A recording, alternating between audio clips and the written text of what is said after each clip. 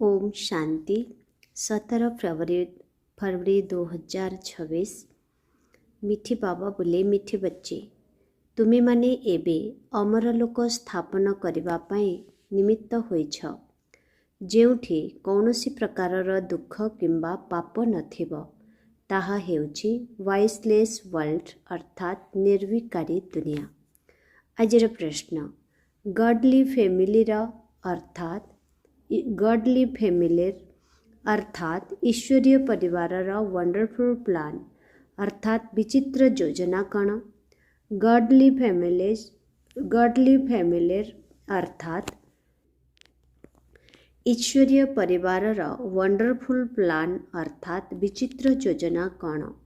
उत्तर, godly फैमिलीर योजना हैला family planning अर्थात परिवार नियंत्रण करिबा। गोटिए सत्य धर्मर स्थापना करी अनेक धर्मर विनाश करिबा। मनुष्य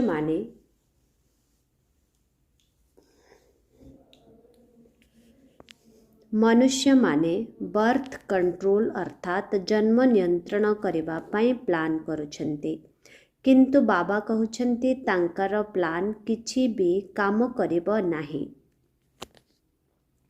मु ही नुआ दुनियार स्थापना करुछि, तेणु बाकी सबु आत्मा माने उपरकु घरकु चलीजिबे, बहुत कम आत्मा ही रहिबे। ओम शांति।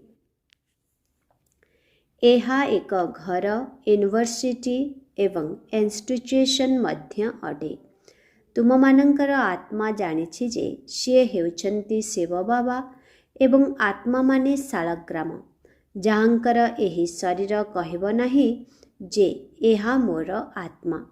आत्मा कहुछि एहा मोर शरीर। आत्मा अविनाशी, शरीर विनाशी। एबे तुमे निजको आत्मा मने करुछ। आमर बाबा हेउछन्ति शिव, जे कि सुप्रीम फादर अटन्ति। आत्मा जानिछि से आमर परम पिता, परम शिक्षक, परम सतगुरु अटन्ति। भक्ति मार्गरे मध्य डाकुछन्ति ओ गॉड फादर।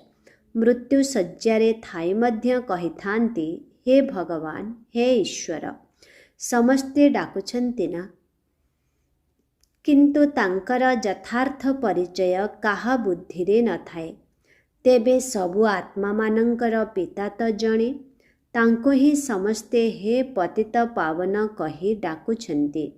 सिए गुरु मध्य अटन्ति।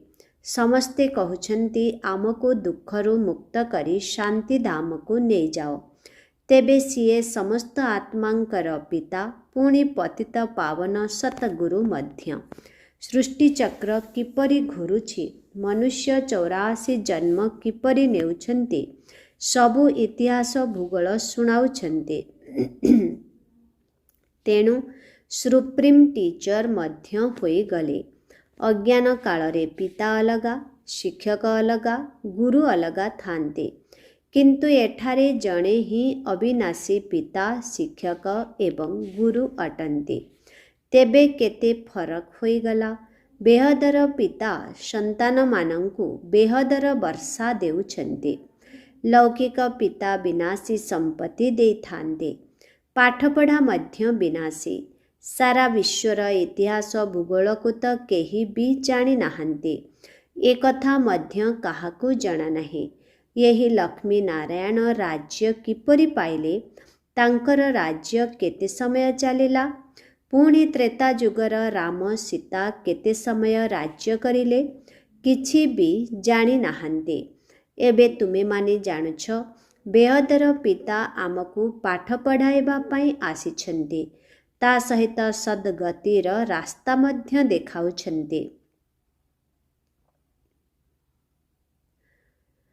तुमे 84 जन्म नेई नेई एबे पतित होई जाइछ। एबे तुमको पवित्र हेबाकू पड़िबो। एहा हेउछि तमो प्रधान दुनिया। प्रत्येक जिनिस सतो रजो तमो अवस्था देई गति करे। यही सृष्टिर मध्य आयुष अछि, जहाँके नुआरो पुरुणारो नुआ हुए। एक कथा तो समस्ते जानिछन्ति, ସତ୍ୟଯୁଗରେ କେବଳ ଭାରତ ହିଁ ଥିଲା ଯେଉଁଠାରେ ଦେବୀଦେବତାମାନଙ୍କର ରାଜ୍ୟ ଥିଲା ଅଥବା ଭଗବାନ ଭଗବତୀଙ୍କର ରାଜ୍ୟ ଥିଲା। ଆଚ୍ଛା, ପୁଣି କ'ଣ ହେଲା? ସେମାନେ ପୁନର୍ଜନ୍ମ ନେଲେ। ସତୋ ପ୍ରଧାନରୁ ସତୋ, ସତୋରୁ ରଜୋ, ତମୋରେ ଆସିଲେ। ଏତିକି ଜନ୍ମ ନେଲେ। ଭାରତରେ 5000 ବର୍ଷ ପୂର୍ବରୁ ଯେତେବେଳେ ଲକ୍ଷ୍ମୀ ନାରାୟଣଙ୍କର ରାଜ୍ୟ ଥିଲା, ସେତେବେଳେ ତାଙ୍କର ଆୟୁଷ ହାରାହାରି 125ରୁ 150 ବର୍ଷ ହୋଇଥାଏ। ତେଣୁ ତାହାକୁ ଅମର ଲୋକ କୁହାଯାଏ। ସେଠାରେ ଅକାଳ ମୃତ୍ୟୁ କେବେ ବି ହୁଏ ନାହିଁ। ଏହା ହେଉଛି ମୃତ୍ୟୁଲୋକ। ଅମର ଲୋକରେ ମନୁଷ୍ୟମାନେ ଅମର ରୁହନ୍ତି, ଦୀର୍ଘାୟୁ ହୁଅନ୍ତି। ସତ୍ୟଯୁଗରେ ପବିତ୍ର ଗୃହସ୍ଥ ଆଶ୍ରମ ଥିଲା, ଯାହାକୁ ନିର୍ବିକାରୀ ଦୁନିଆ କୁହାଯାଉଥିଲା। ଏହା ହେଉଛି ବିକାରୀ ଦୁନିଆ। ଏବେ ତୁମେମାନେ ଜାଣୁଛ, ଆମେ ହେଉଛୁ ଶିବ ବାବାଙ୍କର ସନ୍ତାନ। ଆମକୁ ତାଙ୍କଠାରୁ ସମ୍ପତ୍ତି ମିଳୁଛି। ଇଏ ଦାଦା, ସିଏ ହେଉଛନ୍ତି ଡାଡା ଅର୍ଥାତ୍ ଜେଜେ ବାପା। ବାସ୍ତବରେ ଜେଜେଙ୍କଠାରୁ ସମ୍ପତ୍ତି ମିଳେ। ଜେଜେଙ୍କ ସମ୍ପତ୍ତିରେ ସମସ୍ତଙ୍କର ଅଧିକାର ଥାଏ। ବ୍ରହ୍ମାଙ୍କୁ ପ୍ରଜାପିତା କୁହାଯାଏ। ଏଡମ୍ ଏବଂ ଇଭ୍, ଆଦମ ବିବି, ଆଦି ପିତା ଆଦି ମାତା। ସିଏ ହେଉଛନ୍ତି ନିରାକାର ଈଶ୍ୱର ପିତା। ଇଏ ପ୍ରଜାପିତା ହେଲେ ସାକାରୀ ପିତା। ୟାଙ୍କର ନିଜର ଶରୀର ଅଛି। ଶିବ ବାବାଙ୍କର ନିଜର ଶରୀର ନାହିଁ। ତେଣୁ ତୁମକୁ ଶିବ ବାବାଙ୍କଠାରୁ ବ୍ରହ୍ମାଙ୍କ ଦ୍ୱାରା ବର୍ଷା ମିଳୁଛି। ଜେଜେଙ୍କର ସମ୍ପତ୍ତି ତ ବାବାଙ୍କ ଦ୍ୱାରା ମିଳିବ ନା। ତୁମେ ଶିବ ବାବା ଦ୍ୱାରା ମଧ୍ୟ ବ୍ରହ୍ମା ବାବାଙ୍କ ମାଧ୍ୟମରେ ମନୁଷ୍ୟରୁ ଦେବତା ହେଉଛ। ମନୁଷ୍ୟରୁ ଦେବତା କିଏ କରତ ନ ଲାଗି ୱାର, ଅର୍ଥାତ୍ ମନୁଷ୍ୟରୁ ଦେବତା କରିବା ପାଇଁ ସମୟ ଲାଗେ ନାହିଁ। ଏ କଥା କିଏ କହିଲେ? ଭଗବାନ। ଗ୍ରନ୍ଥରେ ମଧ୍ୟ ତାଙ୍କର ମହିମା କରୁଛନ୍ତି ନା? ତାଙ୍କର ବହୁତ ମହିମା ରହିଛି। ଯେପରି ବାବା କହୁଛନ୍ତି ଅଲଫ ଅର୍ଥାତ୍ ବାବାଙ୍କୁ ମନେ ପକାଅ, ତେବେ ବେ ଅର୍ଥାତ୍ ବାଦଶାହୀ ତୁମର ହୋଇଯିବ। ଗୁରୁ ନାନକ ମଧ୍ୟ କହିଥାନ୍ତି ଜପ ସାହେବକୁ ତୋ ସୁଖ ମିଲେ, ଅର୍ଥାତ୍ ସାହେବଙ୍କୁ ଜପିଲେ ସୁଖ ମିଳିବ। ସେହି ନିରାକାର ଅକାଳ ମୂର୍ତ୍ତ ବାବାଙ୍କର ହିଁ ମହିମା ଗାୟନ କରିଥାନ୍ତି। ବାବା କହୁଛନ୍ତି ମୋତେ ମନେ ପକାଅ, ତେବେ ସୁଖ ମିଳିବ। ତେଣୁ ଏବେ ବାବାଙ୍କୁ ହିଁ ମନେ ପକାଉଛୁ। ଏହି ଯୁଦ୍ଧ ଶେଷ ହେବ, ପୁଣି ଲକ୍ଷ୍ମୀ ନାରାୟଣଙ୍କ ରାଜ୍ୟ ହେବ ଏବଂ ସେଠାରେ ଗୋଟିଏ ହିଁ ଧର୍ମ ରହିବ। ଏସବୁ ବୁଝିବାର କଥା। ଭଗବାନ ଉବାଚ, ଭଗବାନଙ୍କୁ ପତିତ ପାବନ ଜ୍ଞାନର ସାଗର କୁହାଯାଏ। ସେ ହିଁ ଦୁଃଖ ହର୍ତ୍ତା ସୁଖ କର୍ତ୍ତା ଅଟନ୍ତି। ଯେହେତୁ ଆମେମାନେ ବାବାଙ୍କ ସନ୍ତାନ, ତେଣୁ ନିଶ୍ଚିତ ଭାବରେ ଆମେ ସୁଖରେ ରହିବା ଦରକାର। ବାସ୍ତବରେ ସତ୍ୟଯୁଗରେ ଭାରତବାସୀମାନେ ହିଁ ରହୁଥିଲେ। ବାକି ସବୁ ଆତ୍ମା ଶାନ୍ତିଧାମରେ ଥିଲେ। ଏବେ ତ ଆତ୍ମାମାନେ ଏଠାକୁ ଆସିବାରେ ଲାଗିଛନ୍ତି। ପୁଣି ଆମେ ଯାଇ ସ୍ୱର୍ଗରେ ଦେବୀ ଦେବତା ହୋଇ ଅଭିନୟ କରିବା। ଏହା ହେଉଛି ପୁରୁଣା ଦୁନିଆ ଦୁଃଖଧାମ ଏବଂ ନୂଆ ଦୁନିଆ ହେଉଛି ସୁଖଧାମ। ଯେତେବେଳେ ଘର ପୁରୁଣା ହୋଇଯାଏ, ସେଠାରୁ ମୂଷା ସାପ ଆଦି ବାହାରିଥାନ୍ତି। ଏହି ଦୁନିଆ ମଧ୍ୟ ସେହିପରି। କଳ୍ପର ଆୟୁଷ 5000 ବର୍ଷ। ଏବେ ଶେଷ ସମୟ। ଗାନ୍ଧିଜୀ ମଧ୍ୟ ଚାହୁଁଥିଲେ ଯେ ନୂଆ ଦୁନିଆ ନୂଆ ପଲ୍ଲୀ ହେଉ, ରାମରାଜ୍ୟ ହେଉ। କିନ୍ତୁ ଏହି କାମ ତ କେବଳ ବାବା ହିଁ କରିପାରିବେ। ଦେବତାମାନଙ୍କର ରାଜ୍ୟକୁ ହିଁ ରାମରାଜ୍ୟ କହନ୍ତି। ନୂଆ ଦୁନିଆରେ ତ ନିଶ୍ଚିତ ଲକ୍ଷ୍ମୀ ନାରାୟଣଙ୍କର ରାଜ୍ୟ ହେବ। ବାସ୍ତବରେ ରାଧା ଏବଂ କୃଷ୍ଣ ଅଲଗା ଅଲଗା ରାଜ୍ୟର ଅଟନ୍ତି।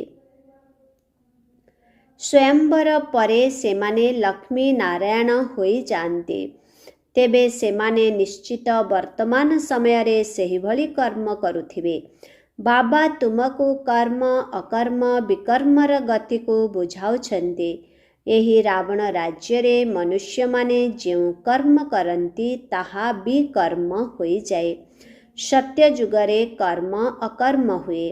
ଗୀତାରେ ମଧ୍ୟ ଏହି କଥା ଅଛି, କିନ୍ତୁ ଜ୍ଞାନଦାତାଙ୍କ ନାମକୁ ପରିବର୍ତ୍ତନ କରିଦେଇଛନ୍ତି।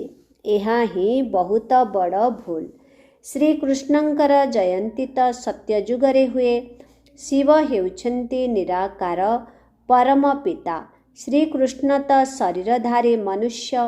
ପ୍ରଥମେ ଶିବ ଜୟନ୍ତୀ ହୁଏ, ତାପରେ ଶ୍ରୀକୃଷ୍ଣ ଜୟନ୍ତୀ, ଯାହାକି ଭାରତରେ ହିଁ ପାଳନ କରିଥାନ୍ତି। ଶିବରାତ୍ରି କୁହାଯାଏ। ବାବା ଆସି ଭାରତକୁ ସ୍ୱର୍ଗର ରାଜ୍ୟ ଦେଉଛନ୍ତି। ଶିବ ଜୟନ୍ତୀ ଏବଂ କୃଷ୍ଣ ଜୟନ୍ତୀ ମଝିରେ ରାକ୍ଷୀ ପର୍ବ ଅଟେ, କାରଣ ଆତ୍ମାକୁ ପବିତ୍ର ହେବାକୁ ପଡ଼ିବ। ଏହି ପୁରୁଣା ଦୁନିଆର ତ ବିନାଶ ମଧ୍ୟ ହେବାର ଅଛି। ଯୁଦ୍ଧ ଆରମ୍ଭ ହେଲେ ସବୁ ସମାପ୍ତ ହୋଇଯିବ।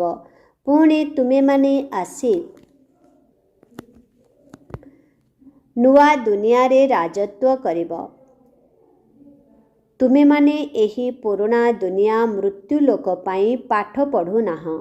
ତୁମର ପାଠପଢ଼ା ହେଉଛି ନୂଆ ଦୁନିଆ ଅମରଲୋକ ପାଇଁ। ଏହିଭଳି କଲେଜ କେଉଁଠାରେ ନଥିବ। ବାବା କହୁଛନ୍ତି, ଏବେ ଏହି ମୃତ୍ୟୁଲୋକର ଅନ୍ତିମ ସମୟ। ତେଣୁ ଜଲ୍ଦି ଜଲ୍ଦି ଏହି ପାଠକୁ ପଢ଼ି ବୁଦ୍ଧିବାନ ହେବାକୁ ପଡ଼ିବ। ସିଏ ପିତା ମଧ୍ୟ ଅଟନ୍ତି, ପତିତ ପାବନ ଅଟନ୍ତି ଏବଂ ଶିକ୍ଷକ ମଧ୍ୟ ଅଟନ୍ତି। ଏହା ଈଶ୍ୱରୀୟ ବିଶ୍ୱବିଦ୍ୟାଳୟ ଅଟେ। ଭଗବାନ ଉବାଚ ରହିଛି ନା, ଶ୍ରୀକୃଷ୍ଣ ତ ସତ୍ୟଯୁଗର ରାଜକୁମାର ଅଟନ୍ତି। ସେ ମଧ୍ୟ ଶିବ ବାବାଙ୍କ ଠାରୁ ବର୍ଷା ନେଉଛନ୍ତି। ବର୍ତ୍ତମାନ ସମସ୍ତେ ଭବିଷ୍ୟତ ପାଇଁ ବର୍ଷା ନେଉଛନ୍ତି। ଯିଏ ଯେତେ ପଢ଼ିବେ ସିଏ ସେତେ ବର୍ଷା ନେବେ।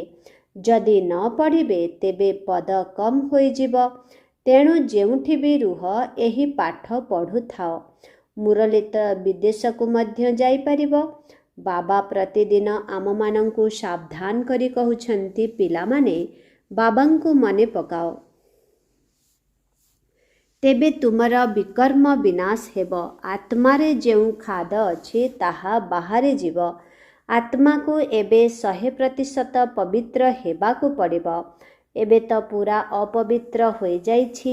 ମନୁଷ୍ୟ ଭକ୍ତି ତ ବହୁତ କରୁଛନ୍ତି। ତୀର୍ଥ ମେଳା ଆଦିକୁ ଲକ୍ଷ ଲକ୍ଷ ମନୁଷ୍ୟ ଯାଉଛନ୍ତି। ଏହା ତ ଜନ୍ମ ଜନ୍ମାନ୍ତରରୁ ଚାଲି ଆସୁଛି। କେତେ ମନ୍ଦିର ଆଦି ତିଆରି କରୁଛନ୍ତି, ବହୁତ ମେହନତ କରୁଛନ୍ତି, ତଥାପି ମଧ୍ୟ ତଳକୁ ତଳକୁ ଖସି ଆସୁଛନ୍ତି। ଏବେ ତୁମେ ଜାଣୁଛ, ଆମେ ଚଢ଼ିବାର କଳା ଦ୍ୱାରା ସୁଖଧାମକୁ ଯିବା। ପୁଣି ଆମକୁ ତଳକୁ ଖସିବାକୁ ପଡ଼ିବ। କଳା କମ୍ ହୋଇଯିବ। ନୂଆ ଘରର ଯେପରି ଚାକଚକ୍ୟ ଥାଏ, ତାହା 100 ବର୍ଷ ପରେ ନିଶ୍ଚିତ କମିଯାଏ। ତୁମେମାନେ ନୂଆ ଦୁନିଆ ସତ୍ୟଯୁଗରେ ଥିଲ। 1250 ବର୍ଷ ପରେ ରାମରାଜ୍ୟ ଆରମ୍ଭ ହେଲା। ଏବେ ତ ଦୁନିଆ ବିଲକୁଲ ତମୋପ୍ରଧାନ ହୋଇଯାଇଛି। ଜନସଂଖ୍ୟା ତ ବହୁତ ବଢ଼ିଯାଇଛି। ଦୁନିଆ ବିଲକୁଲ ପୁରୁଣା ହୋଇଯାଇଛି। ସେମାନେ ତ ପରିବାର ନିୟନ୍ତ୍ରଣ ପାଇଁ କେତେ ଯୋଜନା କରୁଛନ୍ତି, କେତେ ଦ୍ୱନ୍ଦ୍ୱରେ ପଡ଼ୁଛନ୍ତି। ଆମେ ଲେଖୁଛୁ, ଏହା ତ ଈଶ୍ୱରୀୟ ପିତାଙ୍କର କାମ। ସତ୍ୟ ଯୁଗରେ ମାତ୍ର 9-10 ଲକ୍ଷ ମନୁଷ୍ୟ ରହିବେ। ବାକି ସବୁ ନିଜର ମିଠା ଘର ଶାନ୍ତିଧାମକୁ ଚାଲିଯିବେ। ଏହା ହେଉଛି ଈଶ୍ୱରୀୟ ପରିବାର ନିୟନ୍ତ୍ରଣ। ଗୋଟିଏ ଧର୍ମର ସ୍ଥାପନା, ବାକି ସବୁ ଧର୍ମର ବିନାଶ। ଶିବ ବାବା ତ ନିଜର କାମ କରୁଛନ୍ତି। ସେମାନେ କହୁଛନ୍ତି, ଭଲେ ବିକାରରେ ଯାଅ, କିନ୍ତୁ ସନ୍ତାନ ଜନ୍ମ ନ ହୁଅନ୍ତୁ। କିନ୍ତୁ ଏହାଦ୍ୱାରା କିଛି ବି ଲାଭ ହେବ ନାହିଁ। ଏହି ଯୋଜନା ତ ବେହଦର ପିତାଙ୍କ ହାତରେ ନିହିତ। ବାବା କହୁଛନ୍ତି, ମୁଁ ହିଁ ଦୁଃଖଧାମକୁ ସୁଖଧାମରେ ପରିଣତ କରିବାକୁ ଆସିଛି। ମୁଁ ପ୍ରତ୍ୟେକ 5000 ବର୍ଷ ପରେ ଆସେ। କଳିଯୁଗର ଶେଷ ଏବଂ ସତ୍ୟଯୁଗର ଆଦି ସମୟରେ ଆସେ।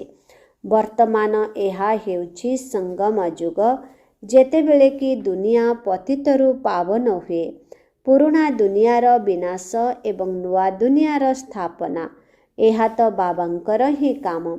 ସତ୍ୟ ଯୁଗରେ ଗୋଟିଏ ଧର୍ମ ହିଁ ଥିଲା।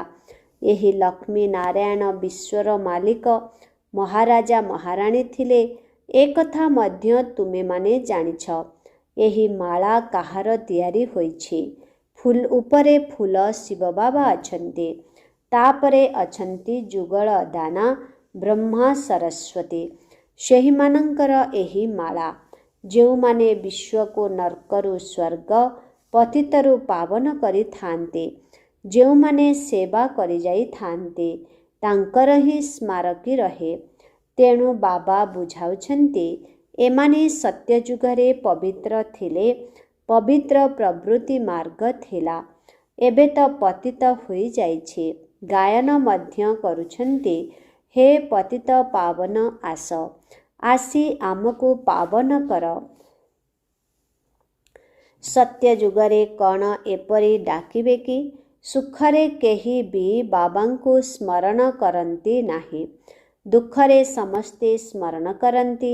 ବାବା ହେଉଛନ୍ତି ହିଁ ମୁକ୍ତିଦାତା, ଦୟାଳୁ, ଆନନ୍ଦର ସାଗର, ଯିଏକି ଏଠାକୁ ଆସି ସମସ୍ତଙ୍କୁ ମୁକ୍ତି, ଜୀବନ ମୁକ୍ତି ଦେଉଛନ୍ତି। ତାଙ୍କୁ ଡାକୁଛନ୍ତି, ଆସି ଆମକୁ ସୁଇଟ୍ ହୋମ୍କୁ ନେଇଚାଲ। ଏଠାରେ କୌଣସି ସୁଖ ନାହିଁ। ଏହା ହେଉଛି ପ୍ରଜାଙ୍କର ପ୍ରଜା ଉପରେ ରାଜ୍ୟ। ସତ୍ୟ ଯୁଗରେ ରାଜା, ରାଣୀ, ପ୍ରଜା ସମସ୍ତେ ଥାଆନ୍ତି।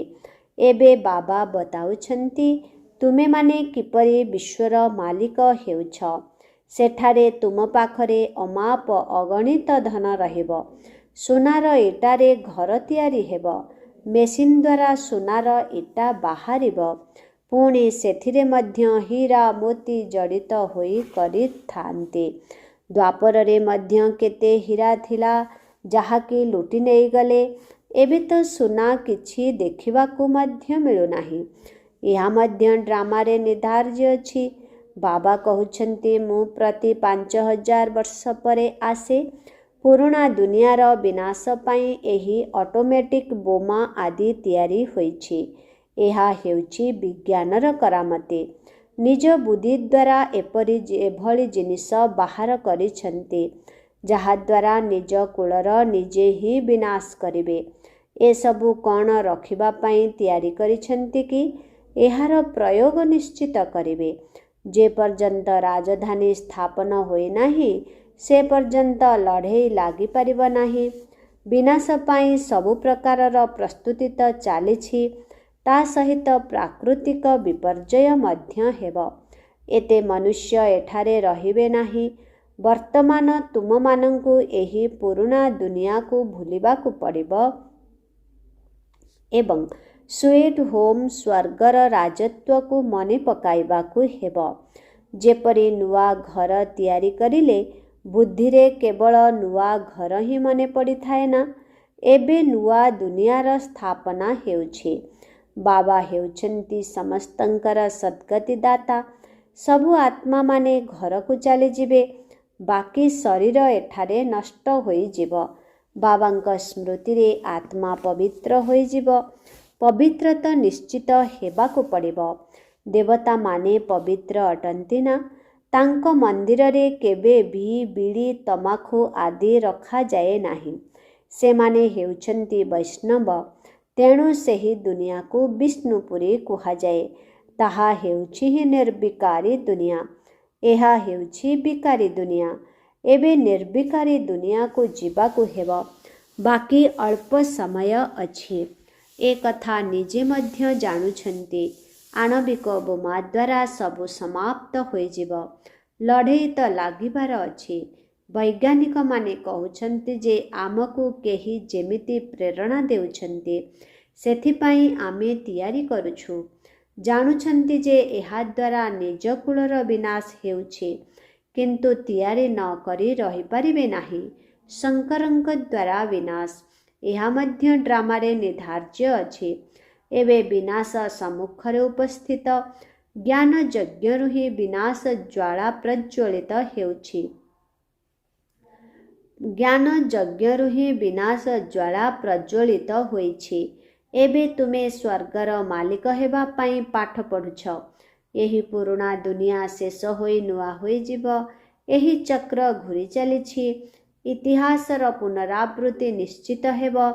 ପ୍ରଥମେ ଆଦି ସନାତନ ଦେବୀ ଦେବତା ଧର୍ମ ଥିଲା। ପରେ ପୁଣି ଚନ୍ଦ୍ରବଂଶୀ କ୍ଷତ୍ରିୟ ଧର୍ମ, ଇସଲାମୀ, ବୌଦ୍ଧ ଆଦି ଆସିଲେ। ପୁଣି ଯେଉଁମାନେ ପ୍ରଥମ ନମ୍ବରର ଥିଲେ ସେମାନେ ନିଶ୍ଚିତ ଆସିବେ।